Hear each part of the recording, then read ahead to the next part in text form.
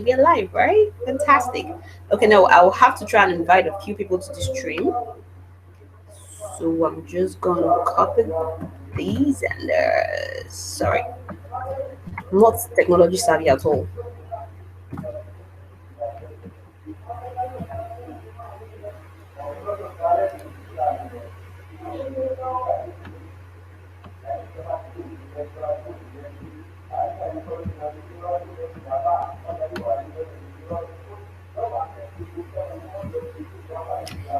Okay, so we're back. Good. So my name is Padebi Ojomo. I'm a wife, mother, and a businesswoman. And I have these bunch of women. I just like one of the mastermind group I started recently. It's called Business Service Chic. We just get inspire one another to do it in business because okay, you have to pardon me. There's a mosque just in front of my house, and today is Friday, so they are doing their thing, and I can't stop them, and I don't want them to stop me. So it's just mutually inclusive. So bear with me if you can hear all the whole things going on behind it. I didn't want to delay this session just because of that. I could have, but I didn't want to. So as I was saying, Business Service Shake is a mastermind of women that come together to inspire one another to move ahead in their businesses. So and then now I had these ideas because most of the time women need to empower one another, and we need to do this. It's not even optional. It's not even an option. We need to do this. So, and I felt okay, fine. I read a lot. I'm like I like reading.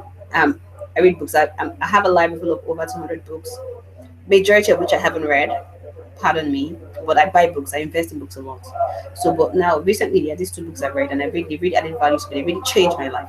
So I'll just share part of it with you. Now, you know how sometimes when you read a book, you don't believe everything that you read in it. That's one thing about about this book that I'm reading. And the title of the book is Get Rich, Lock a Bitch. I don't know if you can see. Let me see. Hold on. I think it went off. Sorry. Get Rich, Lock a Bitch. Okay. I'm reading an e-copy. It's easier for me to read an e-copy because I can easily read it on the go. Yeah. So that's the book. It's a money mindset book talking about releasing your money blocks and creating a first class life.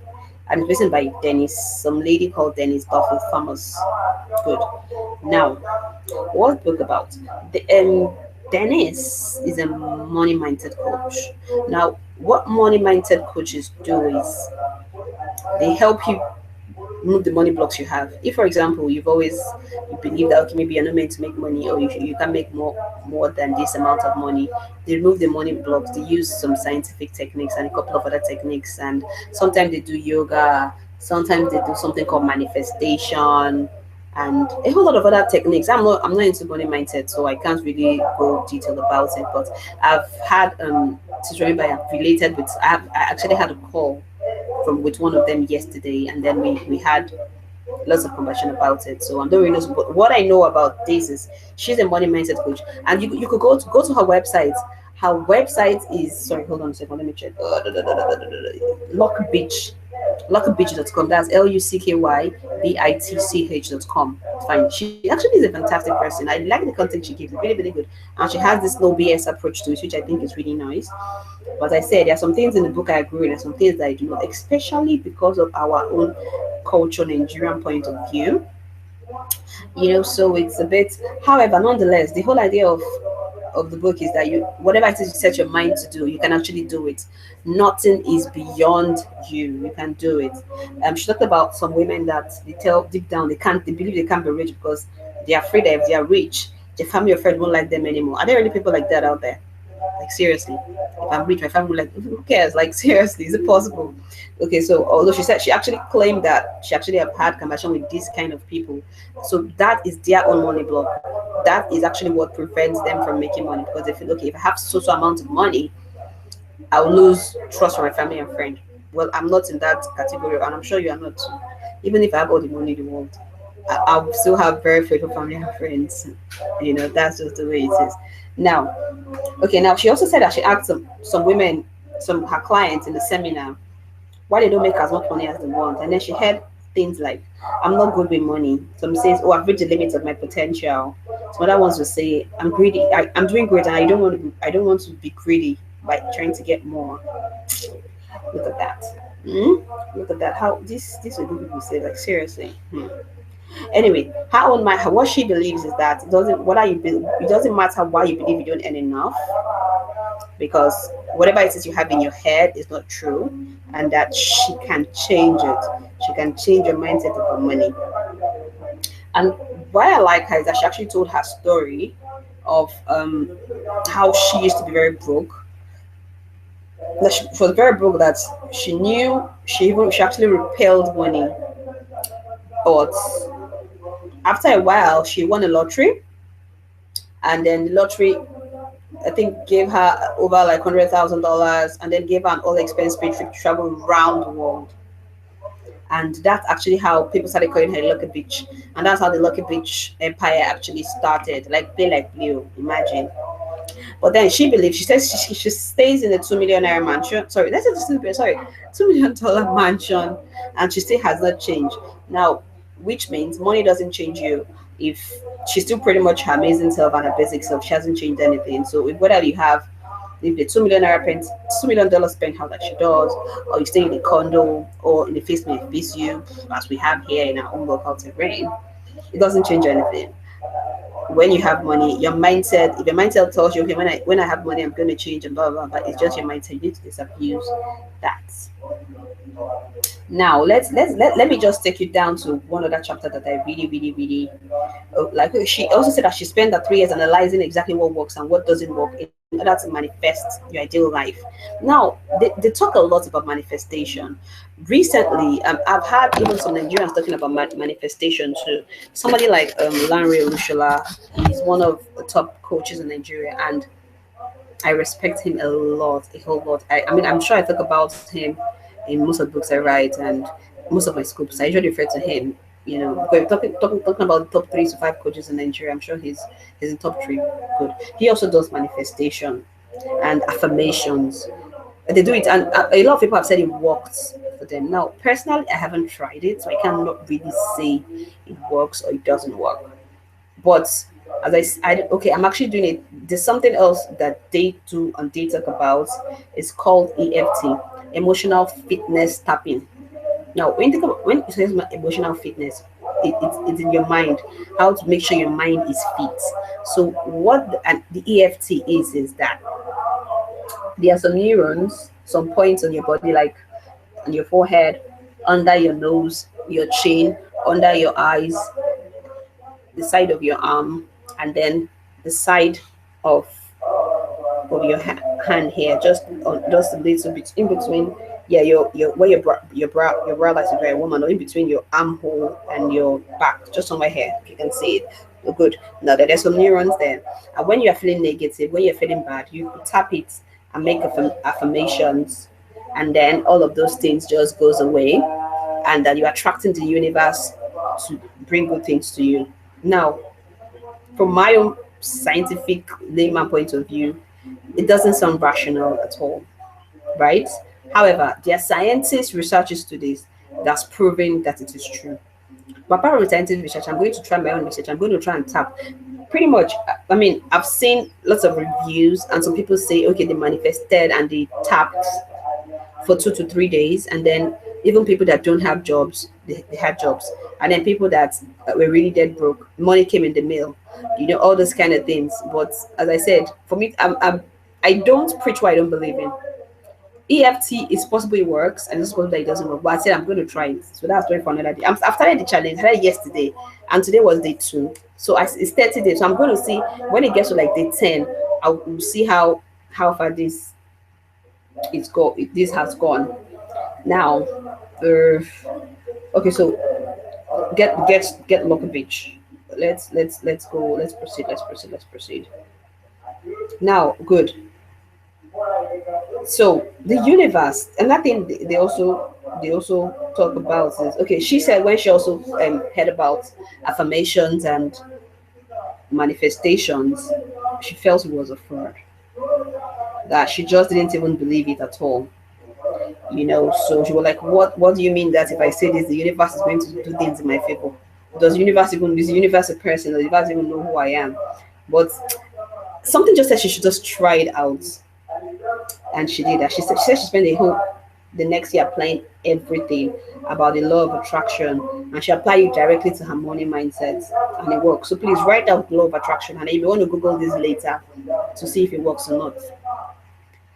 Okay, there's a chat box. Can you just let me know if you can hear me and if you can see me? I mean, it would do me a lot of good if I'm sure you can actually hear or see me. So I'm sure I'm not talking to myself. Okay, I'll go on anyways. Okay, now so she also claimed that after she started manifesting, that I'm going to quote her verbatim. She said, as a result of all this work, my income doubled and then tripled. I upgraded everything in my life slowly at first and then gained momentum. Whenever I had a few setbacks, I just go back to the simple lessons I've learned about manifesting and attracting. And as a result, my income is growing every single day. Now, she also says it is easy and predictable. It's an easy and predictable process that anyone can learn if you are willing to do the self-examination. Okay, she also went on about how she now teaches this principle to her clients and all this because she believes every woman deserves to be as rich as she wants. So if I'll tell you, if you want to be rich like a beach, you want to do lots of manifestation, lots of law of attraction, a lot of EFT, which is emotional fitness tapping. By the end of my 30 days EFT challenge, I will let you know how far it goes, if it works or not. I still have not received any serious check yet from whoever. I mean, I'm really hoping. Whenever I get a text message on my phone, I'm looking, okay, is there an alert that is coming in because I'm doing EFT and stuff, but I'm not there yet. Oh, hi, Viva, I can see you. Cool. Now, uh, okay, fine. So she also spoke about how, okay, she actually has like a mastermind group of people that she works with also, and then she has like an academy for lucky page, and she says if you join the academy, you get the right tools and inspiration you need to actually go into your next level of wealth. We all want to have money, right? Good. So it's really very, very. It won't be bad if we actually decide to try it. Good. Okay, fine. So, let's see. What else did I learn from this book? Okay, fine. You can. She says you can become an amazing money manifester. Yeah. Now, I'm going to read. It says the only secret of wealth creation is knowing how to use cosmic ordering, cosmic COSMIC, which also relates to the whole universe thing.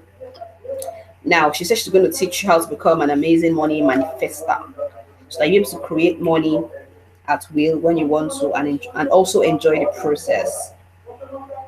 And also claims that if you follow the steps, it works. But it works. As I said, I'm yet to. The book is a very good book. I like the way it's written. I like the way it's broken down in. I mean, like in layman language, you can pretty much learn, enjoy everything. However, the techniques in it is what I still doubt on, because I haven't. Even though like over 1,000 people have said it works, it hasn't worked for me.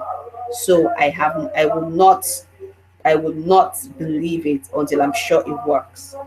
Good. Now, manifesting is the art of transmitting a thought, a dream, or a desire into reality in the real world that you can touch and experience it. I'm reading it directly from the book now. Now, she goes on to say it's not just about having a great mindset.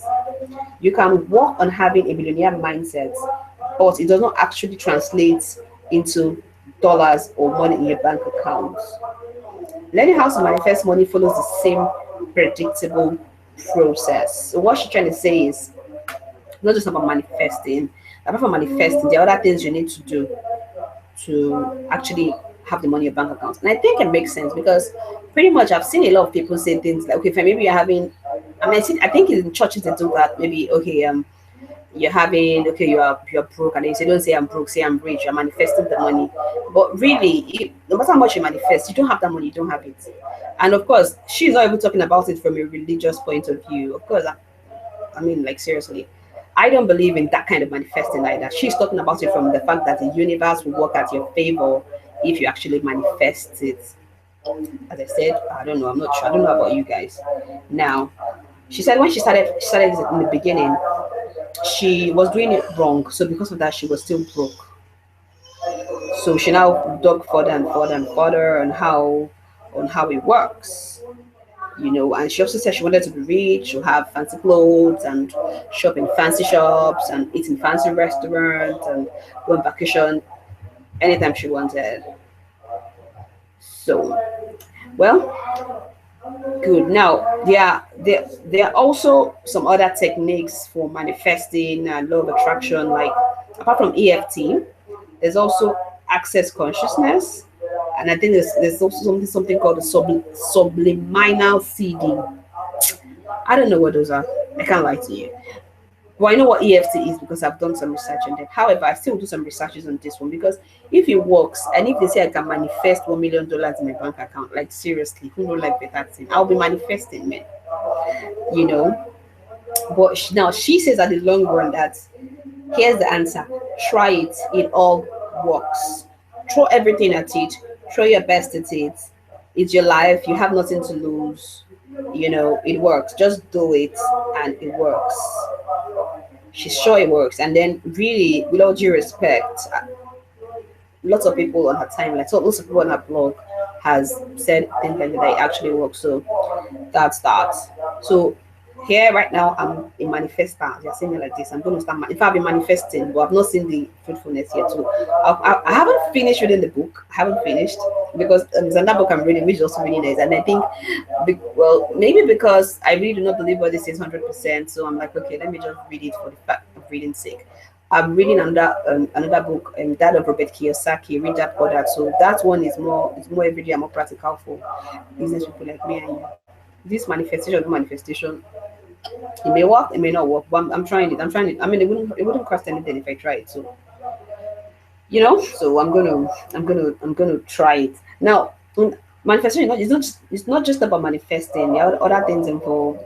You need to visualize where you're manifesting. Of course, you need to set goals.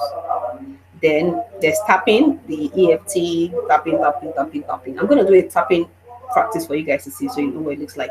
Then there's journaling. Then there's forgiving. There's having a dream board, a vision board, and then if you put all of these and it works together, they say the universe will bring what you want to you. So that's it about that. That is about that. So the other book I'm reading. So let me go. They're actually ebooks. So I have to look for it. I'm very clumsy when it comes to all these technology things. Okay, fine, found it. Two books. But I'm not going to go into so much detail about one. I'm just going to go into more details about the other. I'm trying to show you what the book looks like. Good. It's How Great Entrepreneurs Think. That's it. Can you see it? Can you see it? Let me make this view. I don't know. Not fantastic yet. How Great Entrepreneurs Think. Yeah? Think strategies and money making habit or something like that. Okay, top strategies for making money. So if okay, I don't know if it's allowed to share, but if you want it, I can actually send it to you if you want it so badly.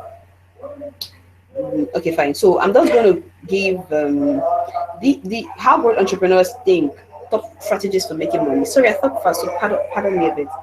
Now, pretty much talked about 7, or is it 10 different strategies that you can use to make more money. So I'm just going to take them one after the other. I wouldn't go into so much detail because I know you don't have so much time. Now, strategy 1, it says you can't make money if you don't know how to sell, and I think I agree with that.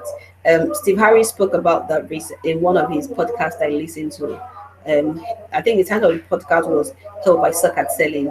Now, what he said in the podcast,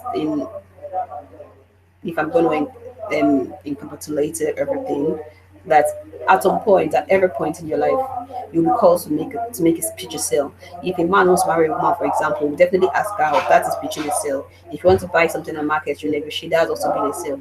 So that you suck at selling, you don't really suck at selling. You can do it. So number one, if you can't make money, if you don't know how to sell, because definitely if you have a product or a service, you must put it in the face of your consumer, in the face of your customer. You must definitely have a way of selling it. So That's one. You must, if you know you don't have ability to say, you don't have to say, go and learn it. That's me adding my own, go and learn it, because it's, as an entrepreneur, it's very important. You don't have a choice, you must be able to sell. Now, the second strategy number two, pursue your passion. I'm going to read the first line. It says, being an entrepreneur is hard. Typically, when starting out, you wear all the hats of a business owner, the founder, CEO, accountant, janitor, and everything. So, but, well, pretty much you can become overwhelmed with lots of things to do. And the only thing that would keep you going is the passion. So it's important for you to pursue your passion. You need to schedule time for your passion. You need to, figure out what your passion is, and then fuel it so that it keeps burning. Now, there's something he has also called the BI triangle. The BI triangle is like a guide to help you to work on different components in your business so that you don't get overwhelmed. And I think it's really cool. It talked about the product itself, the legal part of the business, the systems, the communication, and the cash flow. Let me zoom it so you can see the BI triangle, what the BI triangle looks like. That's the BI triangle. I don't know if you can see it. Can you see it? Yeah, that's the BI triangle. That's what it looks like. So, and well, for Robert Kiyosaki is very practical, and his strategies and stuff is really straight to the point and realistic, and it works. So that's that. Good. Now, the third strategy: don't be afraid to ask for money. Know the value of your product. Don't be afraid to ask for money. Sorry, hold on a second. I need to do something.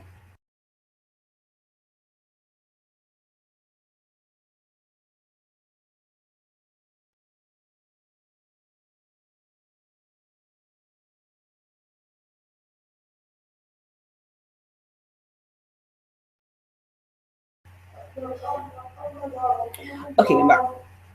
Now, strategy number three: don't be afraid to ask for money. Know the value of your product. I can relate with this because, especially when you are selling a service, you're not selling a product. If, for example, I'm selling these glasses, yeah, and I bought it at 20 naira and I'm selling it at 30 naira, I could just estimate that, hey, my profit is 10 naira, right? Good. Now, however, when you're selling a service, people do not always want to pay for that service because they feel, hey, what am I paying for? It's not just your time. Why should I pay 100,000 naira or 4,000 naira for 1 minute of your time? So you need to understand that you don't, that's what paragraph is saying. Yeah. Good. That you need to sell your products right, and don't be afraid to ask for money.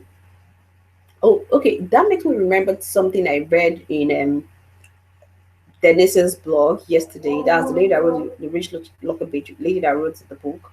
She actually talked about how to collect money from a customer without feeling salesy, without feeling bad. And she gave some wonderful tips and strategies on that, which I think is really practical. I'm going to try and do that in my business as well. For example, part of what she said was, if a customer asks you for money, maybe like a discount over the phone, and say, okay, can I have like a 10 or 20% discount? You say, I'll have to get, instead of giving the person an answer immediately, you tell the person, okay, I have to get back to you on that. Give me 24 hours to get back to you on that. Don't give an answer instantly. One. Secondly, if you are talking to a customer, negotiating maybe on a video call or maybe on a teleconference, you could mute the video, because when you're looking at somebody, it may be more difficult for you may want to shift your ground. But if it's just an audio, it will be more difficult for them to actually. Okay, I just saw that you need to manifest money. Yeah, we need to seriously manifest some serious dollars in our life. Okay, so and as I was saying, yeah, she said if you need to collect money from the customer, that even she still has a problem sometimes. So she takes it off video and then do it on audio. So when she's talking on audio, she has more confidence to ask for the money. And that thing you could do, I think third major thing I learned was, don't be the person that discusses money. Have maybe your assistant to somebody, because when they're dealing with a third party apart from you, the owner, the tendency for them to negotiate is less, because the person doesn't have a right to actually give discounts. The person says like, oh, I'm sorry, the right to give discounts is not on me, it's on my boss. You know, so in that other way, that's another way whereby you can actually reduce being your prices being beaten down. So back to Robert Kiyosaki and his book. Now, he also said that there are For every product, there's a low cost and there's a high end product. Yeah. Good. Now, people are willing to pay. He actually did a very wonderful comparison that I really like. That people are willing to pay thousands of dollars for an Apple phone or an Apple device. And even if Apple comes up with a new phone next year or this year rather, and it is $3,000, people will buy. He actually said he was so sure that they'll sell out in their first day. And Apple products are not cheap; they're really high end products. Why some other people they will still buy a cheaper product. So always have value for the products you're selling. Pretty much that's all about it. When Steve Jobs started, he knew he wanted a high end luxurious product, and then he stuck to it. So he knew the value of his product, and he wasn't afraid to ask customers or consumers to pay because he knew what the product could do. So if you are sure about your product, you are sure your products will deliver, and you are sure of the experience you bring to your customer, then don't be afraid to actually put the price on it. Bam. End of story. Now, strategy number 4, know your KPIs. Now, acronym for KPI, key performance indicator. If you want your business to make more money, you should know which activity drive your business success and how to measure them. And that's what the KPI is, the key performance indicator. Every industry has its own.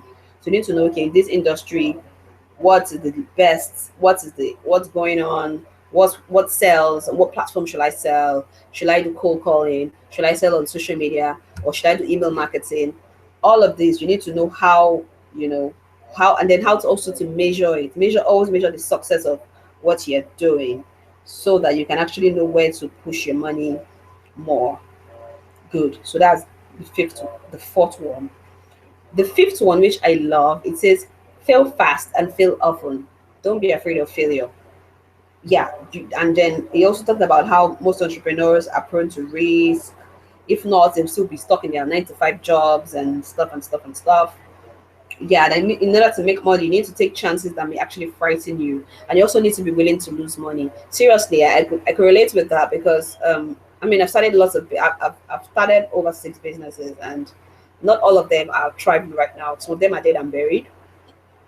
So they need to be like though. Some of them I closed shop after 6 months because I didn't even break even. Talk less of making profits. Now, does that mean I'm going to stop trying to start businesses? No.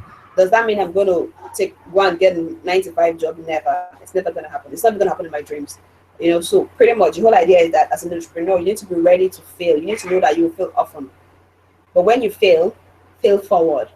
When you fail, get up, learn from it, and then proceed. There's no way you wouldn't lose money. There's no way you wouldn't make mistakes. But when you make mistakes, you just have the mindset of fail fast and fail often. Whenever you fail, pick up and then proceed. The ultimate goal of your business is to make money and thrive. And then until that happens, you need to keep making mistakes until you find the perfect recipe and a perfect breakthrough for your business, which makes 100% sense. Go, Robert, you did well. It makes so much sense because really, pretty much, as I said earlier, personally, I've tried lots of businesses. Some work, some don't work. Some had issues, some didn't have issues. Some folded up, some did not. So if I now say, okay, because of the ones that folded up, I'm not doing it again. I'm going to just stay at home and cross my leg. What's that? So you need to keep try to keep doing it so that, hey, you don't know which one will click, which one you will make it from, where you're going to hammer from and the rest. So that's it. Now the next one, oh, okay, that actually is the last one. Okay, now then let me just wrap up what he said. He said when you're starting a business, speed is critical for success. The tighter you can run an experiment, the faster you can iterate, and the faster you can find the perfect winning combination. That winning combination helps you become scalable. And scalability is what allows you realize your big dream. Is that too much grammar? Should I break it down for you? Okay, let me break it down for you. Even though I know that you understand what I'm talking about. But I like to break it down for you. So I'll break it down for you. Now, what he's saying is that the faster you can make experiments, the faster you can try this and try that and try that and try this and it works, the faster you can know the one that will work. If it's selling Guru and in Niger traffic, or in law school traffic, or in Magodo traffic that works for you. Robert Kiyosaki, the author is Robert Kiyosaki is the author. Now, whichever one the earlier you can find the right mix that works for you, the earlier you can No, this is what worked for me, and the earlier it can help you become scalable, and scalability is what helps you realize your big dream. So right now I'm Mrs. Scalability. Oh, I just like that name, Scalability. Sound very, very interesting, doesn't it? Scalability. Okay, so don't be afraid of making mistakes.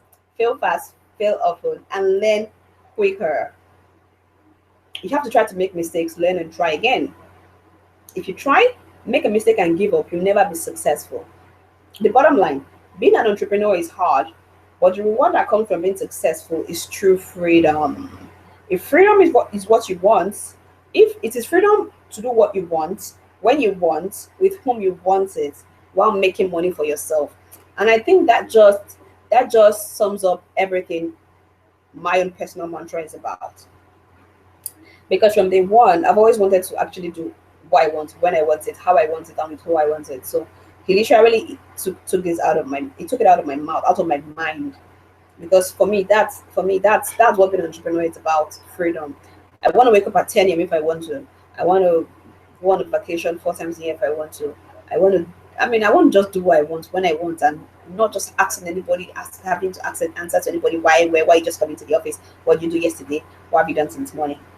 So that's it. And then by he also says, by carefully considering and implementing the strategies in this book, you can become more successful in building a business. Selling, having passion, believing in your products, knowing what activities bring success, and a willingness to learn from mistakes will make it all better, make you better than you are today, and help your business become profitable.